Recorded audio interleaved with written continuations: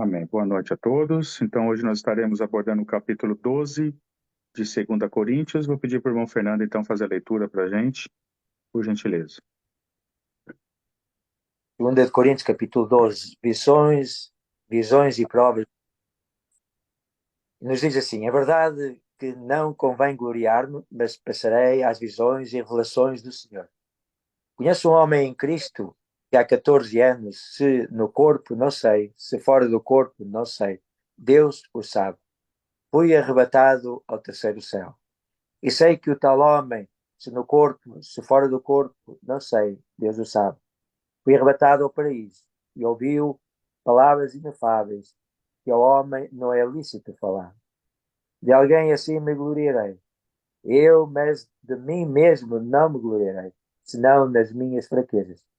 Porque se quiser gloriar-me, não serei nécio, porque direi a verdade, mas deixo isto para que ninguém cuide de mim mais do que em mim vê ou de mim ouve. E que, para que não me exaltasse pela excelência das revelações, foi-me dado um espinho na carne, a saber, um mensageiro de Satanás para me esbofetear, a fim de não me exaltar, acerca do qual 3 vezes orei ao Senhor para que me desviasse de mim. E disse-me: a minha graça te basta, porque o meu poder se aperfeiçoa na fraqueza. De boa vontade, pois, me gloriarei nas minhas fraquezas, para que em mim habite o poder de Cristo. Por isso, sinto prazer nas fraquezas, nas injúrias, nas necessidades, nas perseguições, nas angústias, por amor de Cristo. Porque quando eu estou fraco, então sou forte. Fui nécio em gloriar-me, vós me constrangeste, porque eu devia ter sido louvado por vós, visto que em tudo fui inferior aos mais excelentes apóstolos, ainda nada sou. Os sinais do meu apostolado foram manifestados entre vós com toda a paciência, por sinais, prodígios e maravilhas. Pois em que tendes vós sido inferiores às outras igrejas, a não ser que eu mesmo vos não fui pesado, perdoai-me este agravo. Eis aqui estou pronto para, pela terceira vez, ir ter convosco, e não vos serei pesado, pois que não busco o que é vosso, mas sim a vosso. Porque não devem os filhos entesourar para os pais, mas os pais para os filhos. Eu de muito boa vontade gastarei, e me deixarei gastar pelas vossas almas, ainda que, amando-vos cada vez mais, seja menos amado. Mas seja assim, eu não vos fui pesado, mas sendo astuto, vos tomei com dolo. Porventura aproveitei-me de vós por alguma daqueles que vos enviei. Roguei a Tito e enviei com ele um irmão. Porventura Tito se aproveitou de vós. Não andamos porventura no mesmo espírito, não sobre as mesmas pisadas. Cuidais que ainda nos desculpamos convosco. Falamos em Cristo perante Deus e tudo isso, ó amados, para a vossa edificação. Porque receio que, quando chegar, não vos ache como eu quereria, e eu seja achado de vós como não quererias. Que de alguma maneira haja pendências, invejas, iras, porfias, difamações, intrigas, orgulhos, tumultos. Que quando, por outra vez, o meu Deus me humilhe para e chora por muitos daqueles que antes pecaram e não se arrependeram da imundície e fornicação e desonestidade que cometeram. Deus seja louvado. Amém. Amém. Obrigado, irmão Fernando, pela leitura. Então, hoje, o capítulo 12, eu vou dar uma pequena recapitulada no 11, para a gente lembrar um pouquinho para continuar no 12. Então, lembrando o capítulo 11, nós vemos que Paulo, ele usou uma maneira que um pouco não comum, que ele não costuma dizer, se gloriando, no caso, nos sofrimentos que ele tinha em amor, né, por amor ao evangelho do nosso Senhor Jesus Cristo. No capítulo 12, ele continua na mesma direção, mas ele acrescenta algo. Lembrando que quando eu digo que Paulo ele fez isso de uma forma incomum, é porque ele não costuma fazer isso, se gloriar em nada.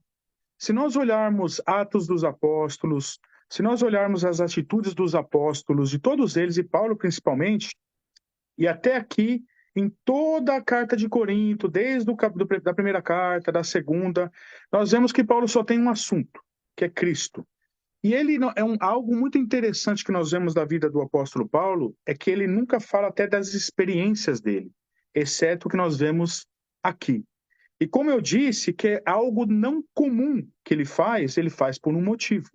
Porque existiam ali falsos apóstolos, como já vimos, né, no contexto todo aqui, que estava caluniando ele, que estava dizendo que ele não era um dos 12, que ele não era como os dos 12 ali que estavam em Jerusalém, e acusando Paulo de não ser um apóstolo verdadeiro. Então, Paulo, como esses falsos apóstolos estavam se gloriando lá em Corinto, Paulo, então, ele começa a mostrar o que era as credenciais de um verdadeiro apóstolo. Ele começa a falar do sofrimento que ele tinha, e que ele não tinha lucro nenhum pelo evangelho. Pelo contrário, ele só sofria pelo evangelho. Então ele fala do evangelho de uma forma até irônica, né? Se gloriando do sofrimento. Os falsos apóstolos estavam se gloriando com soberba, porque, como nós já vimos, eles eram fraudulentos, eles eram impostores, e Paulo mesmo disse, eles eram falsos apóstolos. Então, Paulo fala: eu vou mostrar para vocês, coríntios, as credenciais de um verdadeiro apóstolo. Então, Paulo começa a falar o tanto que ele sofreu pelo evangelho. E Paulo não falava isso para que ele mesmo se gloriasse ou tomasse toda a glória para ele de forma alguma. Paulo ele fazia isso, na verdade, para ensinar os coríntios e, ao mesmo tempo, ali estar combatendo os falsos apóstolos de Corinto. No capítulo 12, nós vemos que ele também ele anda um pouquinho nessa mesma linha, só que nós vemos que ele acrescenta algo aqui. Ele começa aqui no versículo 1 dizendo, se é necessário, né, que me glorie ainda que não convém, né, que é algo não comum, como eu disse. Passarei as visões e revelações do Senhor. Então aqui ele passou dos sofrimentos, ele estava se gloriando nos sofrimentos para combater os falsos apóstolos e ensinar os coríntios. Aqui ele faz isso e ele muda o tema justamente pelo contexto que estava acontecendo ali. Tem um contexto por detrás de tudo isso. Paulo está falando, e ele começa a falar das revelações que ele teve em Cristo, também para combater, no caso, os falsos apóstolos de Corinto. O que estava acontecendo aqui nesse contexto?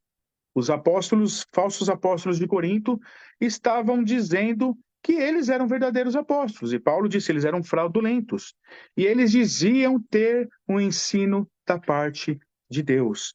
Por isso que Paulo aqui, ele começa a falar nesse sentido, ele começa a mostrar, passarei as visões e revelações do Senhor que ele teve. E Paulo vai fazer isso, ele vai se gloriar nisso, para mostrar para eles que ele sim é um apóstolo verdadeiro do Senhor, que ele sim teve revelações da parte do Senhor, e os outros apóstolos, eles eram falsos, né? Eles não tinham tido revelações da parte de Deus. E aí ele começa aqui no versículo 2, dizer como que aconteceu. Então nós vemos que do versículo 1 até o versículo 6, Paulo aqui nos mostra como que foi essas revelações. No versículo 2 ele diz, conheço um homem em Cristo que há 14 anos foi arrebatado até o terceiro céu. Esses 14 anos, é interessante que Paulo, 14 anos antes disso, foi mais ou menos aproximadamente ali quando Paulo se converteu. Então, ali, quando ele foi para Tarso, ali na Arábia, e ele esteve sozinho, foi quando Deus deu essa revelação para ele. E que é interessante, se nós olharmos, que depois de tanto tempo, né, depois de 14 anos, e Paulo nunca falou essas revelações para ninguém. E não é para ele falar, nós iremos ver aqui que não era para ele falar para ninguém essas revelações, e ele não fala o que era, ele apenas cita como foi, e ele teve que fazer isso. Ou seja, os falsos apóstolos de Corinto estavam se gloriando de ter ensinamentos e revelações da parte de Deus, e eles eram falsos, e Paulo teve que se gloriar, até de uma forma irônica aqui, nós iremos ver, para mostrar as credenciais de um verdadeiro apóstolo do Senhor. Então, Paulo diz aqui que ele foi arrebatado ao terceiro céu, né? Aqui, terceiro céu, é interessante nós pensarmos, tem duas linhas de segmento aqui para nós entendermos o que é terceiro céu. Terceiro céu aqui poderia ser lugares distintos no céu, né? Por exemplo, existem lugares diferentes, uns acreditam que tem um céu, terceiro céu, e muitos entram até na questão de galardões, onde as pessoas estarão no céu. Essa é uma linha de raciocínio. Outra linha de raciocínio é imaginar que Paulo está falando do terceiro céu como esse céu que nós vemos, o céu azul, onde os passarinhos voam, onde os aviões transitam ali também voam, onde nós vemos a chuva caindo do céu, seria o primeiro céu. O segundo céu, de acordo com essa segunda linha, seria o espaço, onde há os planetas, as constelações, as estrelas. Esse seria, no caso, o segundo céu. E o terceiro céu, no caso, seria o céu onde Deus vive. Eu sempre, quando explico visões diferentes, eu gosto de falar também a minha opinião. Claro que eu não posso dizer que é essa, mas é a forma que eu interpreto. Eu imagino que a segunda forma aqui seja a mais correta, né, na minha interpretação. Mas também eu não descarto que existem lugares diferentes no céu, né? Porque até o próprio Senhor Jesus ele nos diz é, que ele foi preparar morada, né? Muitas moradas, né, na casa do Pai. Então eu entendo que existem várias moradas diferentes na casa do Pai. Mas aqui nesse caso eu acredito que Paulo estava falando do terceiro céu como se falando do céu onde Deus habita, né? É, isso é evidenciado se nós olharmos até no versículo 4, que diz que ele foi arrebatado ao paraíso. A palavra paraíso que nós vemos aqui no versículo 4, ela é a palavra mesmo céu onde Deus vive. Toda vez que ela é usada para se referir ao céu onde Deus habita. Então, baseado nisso, eu entendo que Paulo está se referindo ao terceiro céu como, né, o céu celestial, né, de Deus, né? Isso comparando com dois céus que nós temos, que é o céu aqui azul e o céu das galáxias, né? Mas também, irmãos, como eu disse, eu deixo a critério dos irmãos, porque não é claro aqui. Se os irmãos imaginam que ele está falando de três céus lá no céu, eu também não descarto essa possibilidade. Aí é uma questão de como os irmãos entendem. Então, nós vemos que Paulo foi arrebatado até o terceiro céu, que é especificado aqui no versículo 4 como paraíso, né? Como paraíso é o lugar onde Deus está. Então, Paulo esteve ali, teve um encontro com Deus, ele esteve no céu mesmo e teve revelações diretas da parte de Deus. E é interessante aqui que o versículo 3 nos fala, Paulo, quando teve esse arrebatamento, ele não sabia dizer se ele estava no corpo ou se ele estava fora do corpo, né? Bem interessante aqui se nós olharmos isso. E ele diz aqui, eu não sei, mas Deus sabe como foi.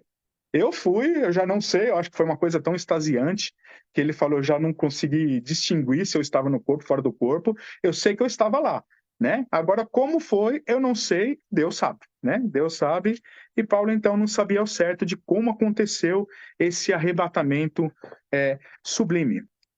Se nós olharmos arrebatamento na Bíblia, nós vemos alguns casos onde nós vemos arrebatamento também. Por exemplo, Felipe, ali, quando estava evangelizando o eunuco da Etiópia, nós vemos que depois que ele terminou ali, batizou o eunuco, ele foi arrebatado. Então, nós vemos um caso de arrebatamento. O que seria arrebatamento? A pessoa ela é tirada da onde ela está e é levada para um outro lugar. No caso aqui, Paulo foi tirado da onde ele estava e foi ao céu. Nós vemos também que Elias, né, foi arrebatado também. Enoque foi arrebatado num carro de fogo. Então, nós vemos alguns casos de arrebatamento na Bíblia. E arrebatamento, então, quer dizer quando a pessoa é tirada de um lugar e transportada para um outro, né? Isso é uma ação divina, uma ação de Deus que Deus fez aqui com o apóstolo Paulo, né? E Paulo diz, né, no versículo 4, que ele foi arrebatado, né, aos céus, né, ao paraíso, e lá ele ouviu palavras inefáveis, às quais não é lícito ao homem referir. Olha que interessante aqui. Então, Paulo, ele diz que o que foi revelado de Deus para ele não pode ter falar, né? Ele não pode falar. Então, Paulo não, e ele não conta o que era, né? Ele não conta. Irmãos, esse aqui é um assunto muito interessante, irmãos. É um assunto muito interessante Eu já me peguei diversas vezes analisando isso daqui, pensando, o que foi esse negócio, hein? O que será que é essa revelação que Paulo não pôde revelar para a gente? Se nós estudarmos a teologia do apóstolo Paulo, é bem interessante, principalmente assuntos difíceis. Nós vemos que o próprio apóstolo Pedro, ele fala que coisas difíceis, né? Os ensinamentos difíceis do apóstolo Paulo. Então nós vemos que Paulo trouxe uma teologia e muito do que ele falou eram coisas difíceis, segundo o próprio apóstolo Pedro. E realmente, irmãos, realmente, eu até converso com alguns irmãos aqui da igreja, nós já estudamos praticamente o Novo Testamento todo, tirando o Apocalipse, que a gente viu as pregações do pastor Leandro Lima, nós já estudamos todas as cartas. Um evangelho eu estou fazendo a exposição agora, né? Então, tirando os evangelhos, só vai faltar Romanos. E Romanos é uma carta que a gente até combinou entre os irmãos, falando, vamos deixar Romanos por último, porque Romanos é um livro bem teológico e difícil de entender, e realmente irmãos. Por que Romanos é um livro difícil? Justamente porque nós vemos o que foi revelado ao apóstolo Paulo, chega num certo ponto que não tem mais resposta. A gente chega ali numa parte onde a gente começa a questionar e ler, e a gente tenta raciocinar e chegar, porque quanto mais a gente lê, a gente vai questionando. Só que Paulo, na teologia que ele ensina, quando se fala da predestinação, do plano de Deus para o homem, chega num ponto que a gente não consegue mais à frente. E que a Bíblia não nos fornece resposta para esse assunto. Eu não vou entrar nesse assunto, né? Esse assunto a gente já falou bastante dele, já tivemos ao longo desses 2 anos aqui que a gente tem estudado, várias pessoas já perguntaram sobre essa questão.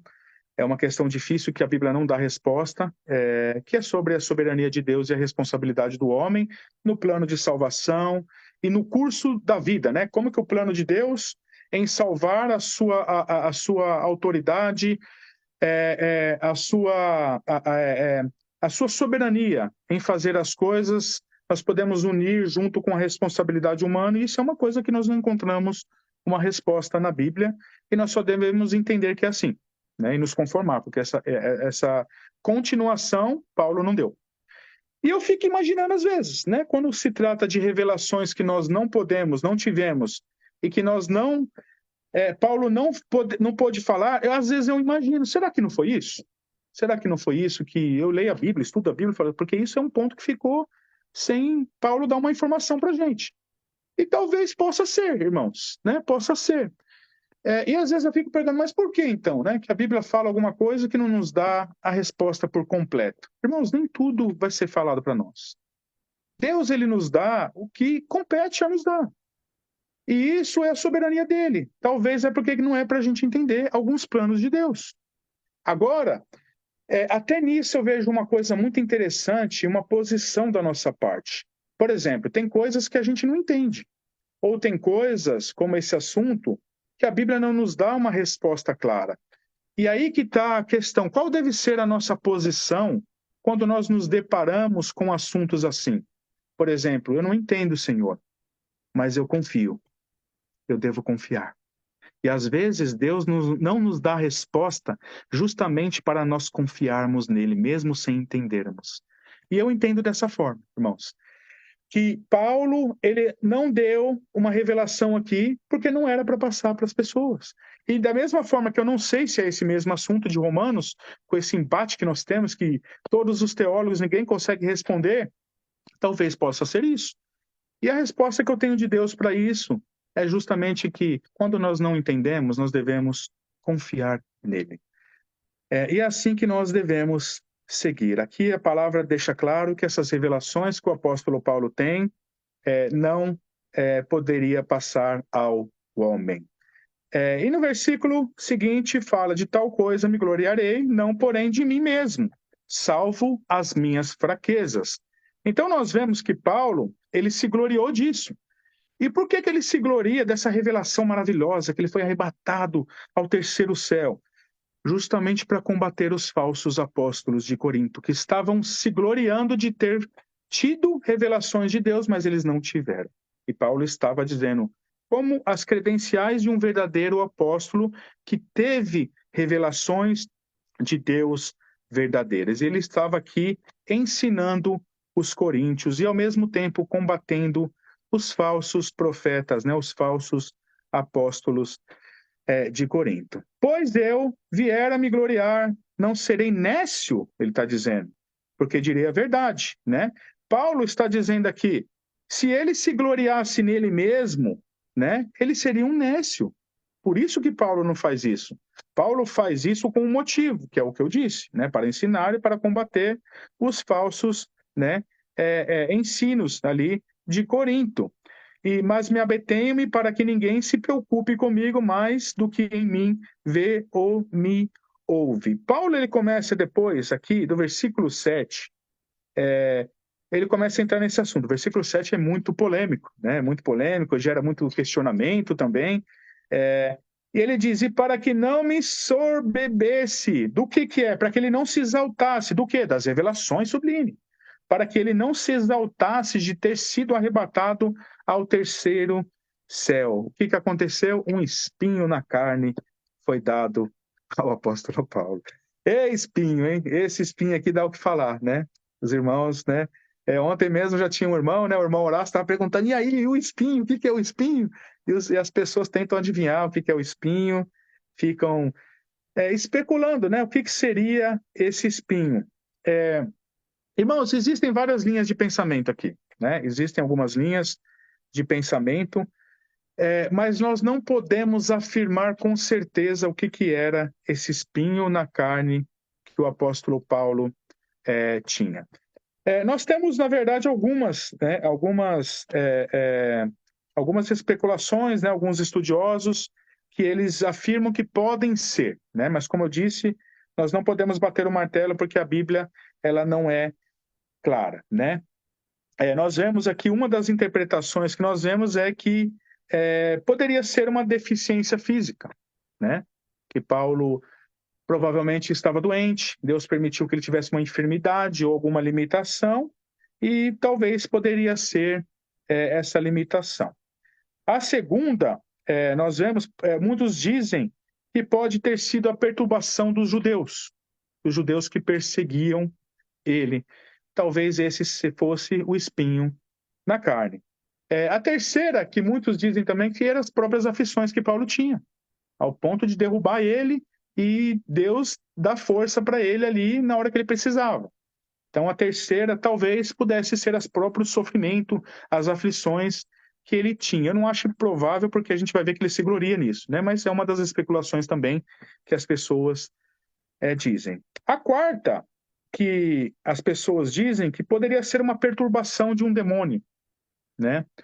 É interessante que essa quarta, irmãos, ela é a menos falada, né, pelas pessoas.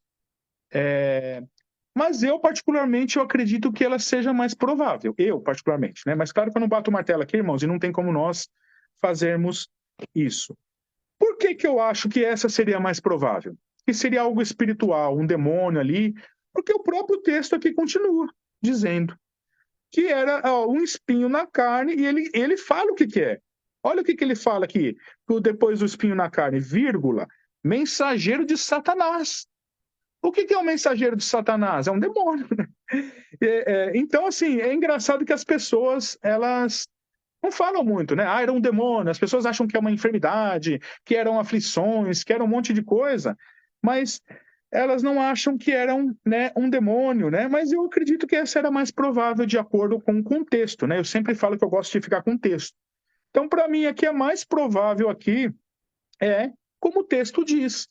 Era um mensageiro de Satanás. E é interessante, irmãos, como o texto continua assim, que esse mensageiro de Satanás atormentava Paulo mesmo. Ele realmente atormentava Paulo. E olha o que ele diz, para me esbofetear.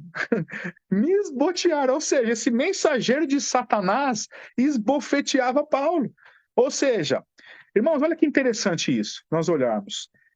Esse mensageiro de Satanás foi Deus que colocou. Olha que interessante isso. E tem um motivo pelo qual foi colocado esse mensageiro de Satanás, para que Paulo não se exaltasse. Sabe o que isso significa? Que se Paulo, se não tivesse esse espinho, esse mensageiro de Satanás, Paulo ia se exaltar. Ou seja, foi uma coisa tão sublime.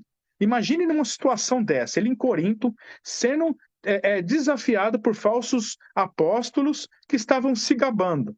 Imagina a vontade do apóstolo Paulo de se gloriar nisso aqui e contar para eles, né? Então o espinho na carne era dado para que Paulo não se exaltasse. Olha que interessante. Era necessário que tivesse esse espinho e foi dado pelo próprio Deus para Paulo não se exaltar, né? E mais o interessante que eu acho aqui é que esse mensageiro de Satanás realmente tirava a paz do apóstolo Paulo ao ponto de esbofetear Paulo para ele não se exaltar. E é bem interessante que nós vemos que realmente esse mensageiro de Satanás, ele, ele atormentava Paulo mesmo. Por quê? Olha o que diz no seguinte aqui, que Paulo pediu 3 vezes ao Senhor para afastar esse mensageiro de Satanás dele.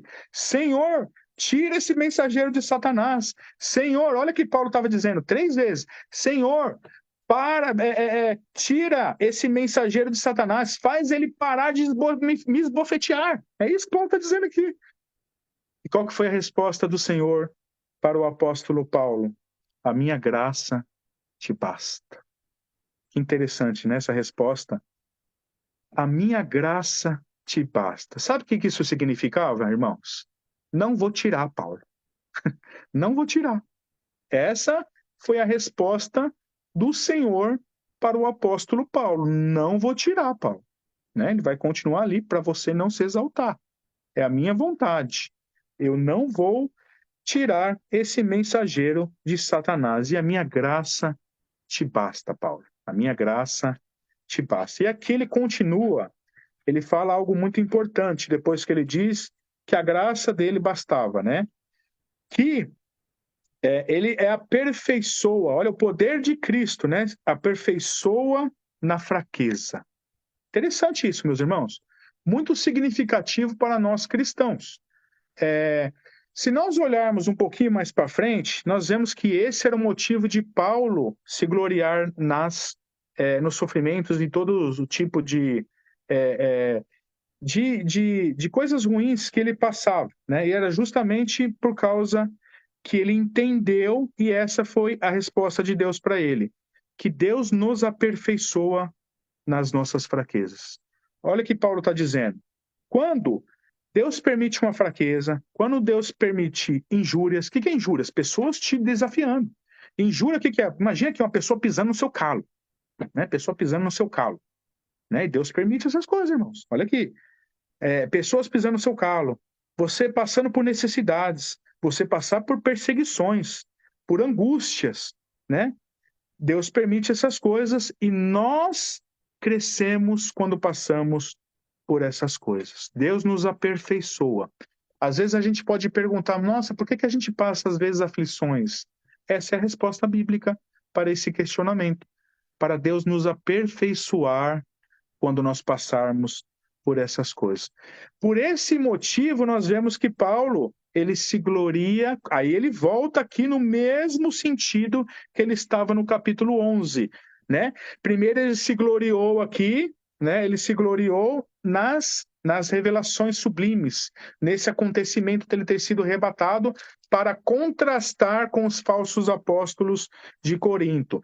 E aqui ele volta, né, nas aflições para também se gloriar e continuar se gloriando, para também ensinar e também combater os falsos apóstolos de Corinto. E ele diz isso aqui, né? Depois, se nós olharmos no versículo 11, que ele sofreu todas essas coisas, né? Todas essas angústias, mas eu sinto prazer. Olha o que ele fala aqui no versículo 10. Eu sinto prazer nas fraquezas, nas injúrias, nas necessidades, nas perseguições, nas angústias por amor de Cristo. Irmãos, uma coisa é você entender que você vai passar por uma dificuldade e Deus vai estar te aperfeiçoando nisso. Uma coisa é você ter prazer.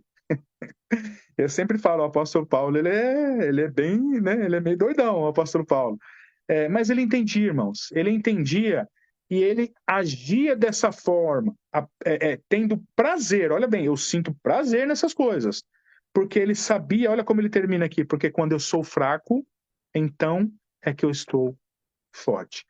Esse é o único motivo pelo qual um cristão ele pode se gloriar numa coisa não positiva, numa aflição ou numa dificuldade.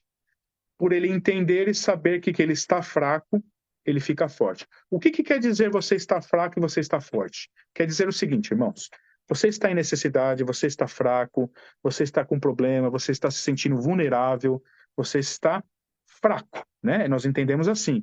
Só que o fraco, quando nós estamos fracos nessa situação, nós corremos para os braços do Senhor Jesus. E quando nós estamos em dificuldade, nós nos apegamos totalmente, nos entregamos totalmente ao nosso Senhor, nós estamos fortes. Você consegue entender isso? Então, quando na vida real aqui, ó, nós estamos passando, né, coisas não positivas, dificuldades, nós estamos se sentindo fraco, nós corremos para os braços do Senhor e nos entregamos totalmente a Ele, e aí nós estamos fortes. Aí sim que nós realmente estamos fortes. Isso aqui é muito importante nós entendermos, irmãos, essa situação e aplicar essa situação no dia a dia. Quando você estiver fraco, quando você estiver vulnerável, quando você estiver triste, quando você estiver chateado, corra para os pés do Senhor Jesus e se entregue totalmente a Ele. Fazendo assim, nós estaremos fortes e não fracos. Nós estamos fortes no Senhor, nós podemos estar fracos em nós mesmos, mas no Senhor nós podemos estar fortes. Então, esse é um ensinamento muito importante aqui que o apóstolo Paulo nos ensina. Quando eu estou fraco, eu me apego ao Senhor. Eu vou para perto do Senhor e me entrego totalmente. E aí, então, eu estou forte. E aqui ele continua dizendo: tenho me tornado insensato, né? Eu deveria ser louvado. É interessante aqui, e nós devemos entender no versículo 11 o que Paulo está dizendo, que eu deveria ter sido louvado por vós, quanto em nada fui inferior a esses tais apóstolos. Primeira coisa que nós devemos entender aqui é a palavra louvado. Paulo não está dizendo aqui que ele deveria ser louvado no sentido de adorem Paulo, né? Paulo deve ser adorado, de forma alguma, irmãos. Essa palavra louvado aqui quer dizer ter sido recebido como um verdadeiro apóstolo. É nesse sentido que Paulo está dizendo.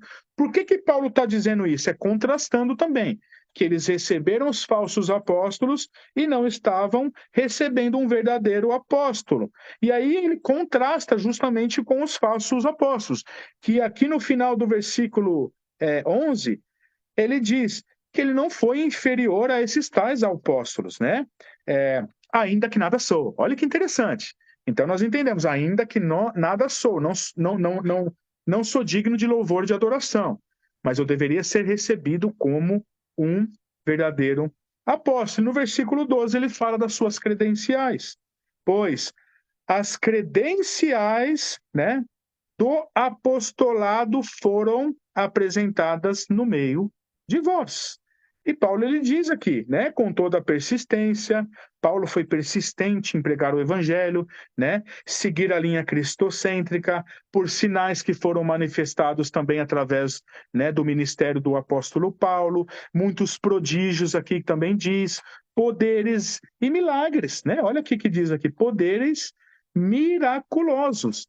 Então, tudo, na verdade, nós vemos que Deus ali enfatizou e deu as credenciais de um verdadeiro apóstolo, né, no ministério do apóstolo Paulo, né, dando ali todas as séries de sinais e prodígios, né, e a própria vida do apóstolo Paulo como um pregador, né, que seguia uma linha cristocêntrica com grande persistência.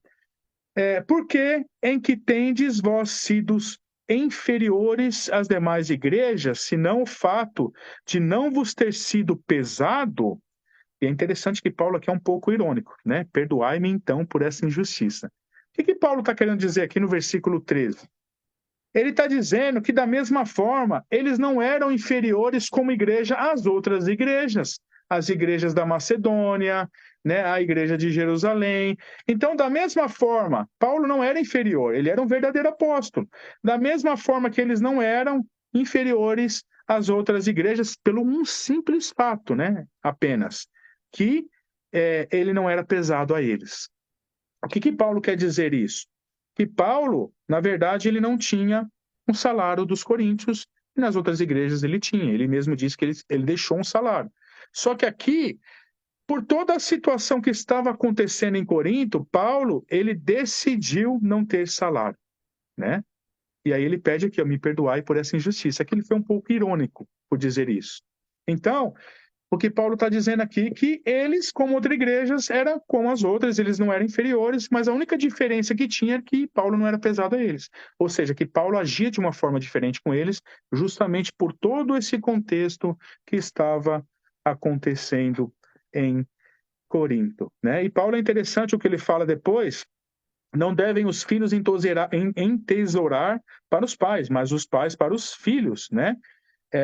E foi exatamente o que ele fez. Ou seja, no normal, nós temos nossos filhos, nós damos o melhor para eles. Nós deixamos, às vezes, herança para os nossos filhos, e é nesse sentido que Paulo está dizendo. Que ele aqui está se colocando como um pai. E ele não queria nada dos coríntios, mas ele queria apenas se doar aos coríntios. Isso é muito interessante, a forma como Paulo diz, né? E eu de boa vontade me gastarei e ainda me deixarei gastar em prol da vossa alma. Se mais vos amo, serei menos amado? Pois seja assim, eu não vos fui pesado, porém, sendo astuto, vos prendi com dolo. Aqui é interessante essa palavra que Paulo usa. Vos prendi com dolo. Ele usa esse termo aqui intencionalmente. Isso porque os falsos apóstolos de Corinto estavam acusando Paulo de ser um aproveitador e dos coríntios tomarem cuidado com ele. Então ele está falando isso daqui, no sentido de que eles estavam dizendo que Paulo tinha truques, né? Que Paulo tinha truques para eles tomarem cuidado com o apóstolo Paulo. E por isso que ele diz isso. Sendo astuto, vos prendi com dolo. Era exatamente o que eles estavam acusando ele. Cuidado com o apóstolo Paulo, que ele é um charlatão. E ele tem truques, ele vai enganar vocês. Essa foi a abordagem dos falsos apóstolos de Corinto para com os coríntios.